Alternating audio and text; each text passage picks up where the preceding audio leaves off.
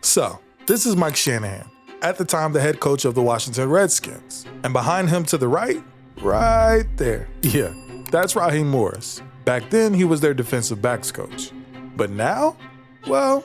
Raheem Morris, new head coach of the Atlanta Falcons. There you go, Raheem. Yeah. Congratulations to Raheem Morris, who coached with the Falcons before, was the interim head coach with the Falcons before, and now he's back as the head coach. However, he wouldn't be the only future head coach from that 2013 Washington team, because that team was loaded. In hindsight, the Washington Redskins, with arguably one of, if not the best coaching staff ever in NFL history, would go 3-13. Now, with that being said, how did a team with 5 future extremely successful NFL head coaches on its staff end up having one of the worst records that season and ultimately getting let go? Let's explore the rise and fall of the 2013 Redskins, a team with tremendous talent and potential, but failed to capitalize on it.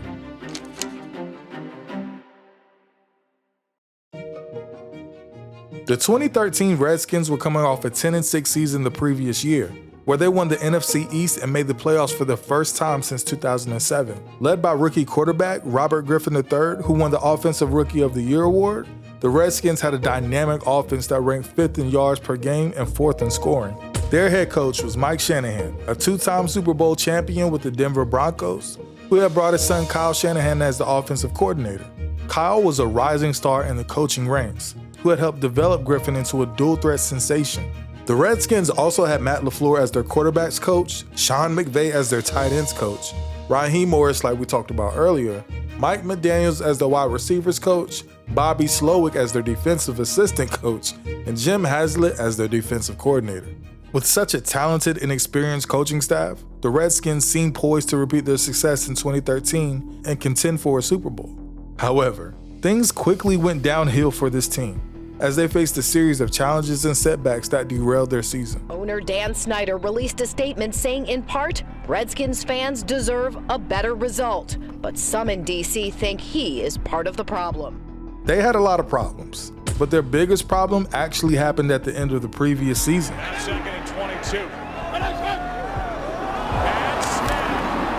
And Robert Griffin III is down on the ground and can't get up.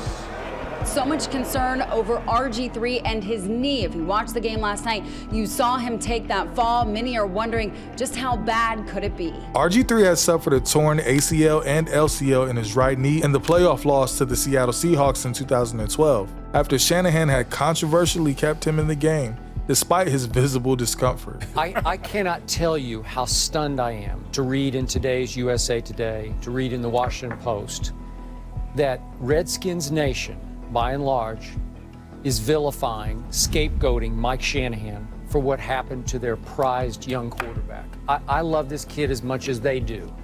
We're all hurt for him. That is true. That's the problem. So fans say, I gotta blame Shanahan, because they just gotta blame somebody for what ends up being, to me, just a freakish football accident. Griffin underwent surgery in January and vowed to return for the season opener.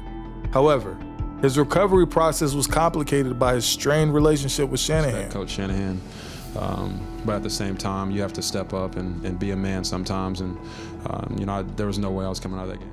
RG3's rehab was heavily scrutinized by the media and the fans, who followed his every move and comment.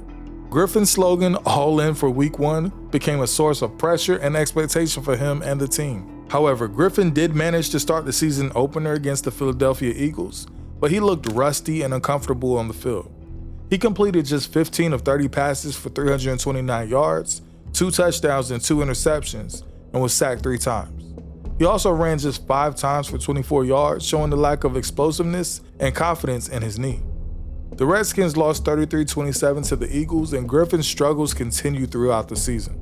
He finished the year with 3,203 passing yards, 16 touchdowns, 12 interceptions, and a career low of 82.2 passer rating. He also ran for 489 yards and no touchdowns. RG3's regression was a major blow to the Redskins' offense, which dropped to 9th in yards per game and 23rd in scoring. Another factor that doomed the Redskins was their atrocious special teams unit, which was widely regarded as one of the worst in the NFL.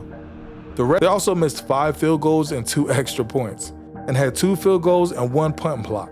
The Redskins special teams coordinator was Keith Burns, who was in his first year in the role after serving as an assistant for the Broncos under Mike Shanahan. Burns was widely criticized for his lack of experience and leadership, and for failing to motivate and discipline his players. The Redskins special teams season that year, failing to stop or contain their opponents. The Redskins ranked 18th in yards allowed per game and 30th in points allowed per game. They gave up 29.9 points per game, the most in franchise history.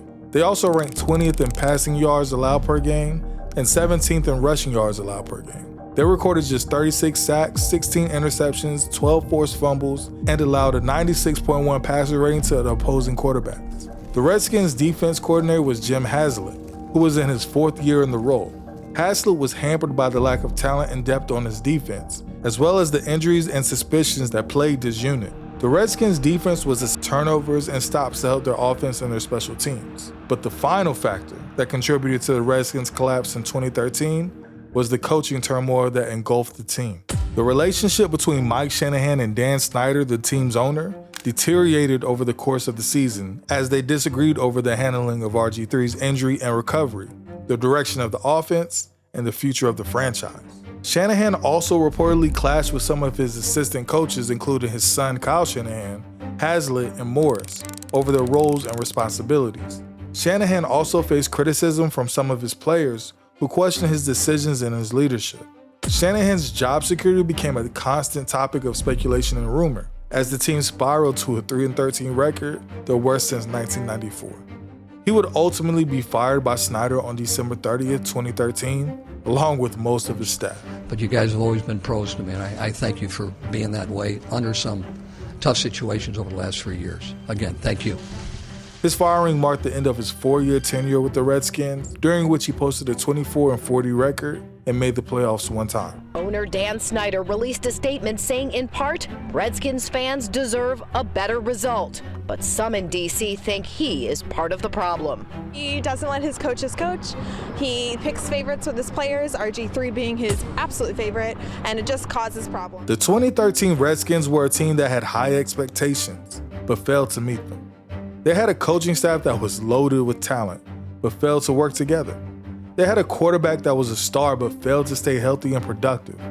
They had a special teams unit that was a disaster, and a defense that was a disappointment. They had a season that was a nightmare, and a legacy that was a paradox. Despite having a coaching staff that would go on to achieve great success in the NFL, some reaching the Super Bowl and even winning it, the 2013 Redskins with a 3-13 record were ultimately a disaster.